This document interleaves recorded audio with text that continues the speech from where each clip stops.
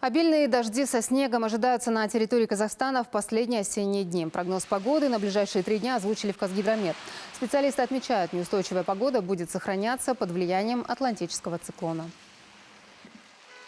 На большей части Казахстана под влиянием атлантического циклона сохраняется неустойчивая погода. Прогнозируются осадки, дождь с переходом в снег, гололед и туман. 30 октября на западе республики ожидаются сильные дожди и усиление ветра. В температурном режиме существенных изменений не прогнозируется.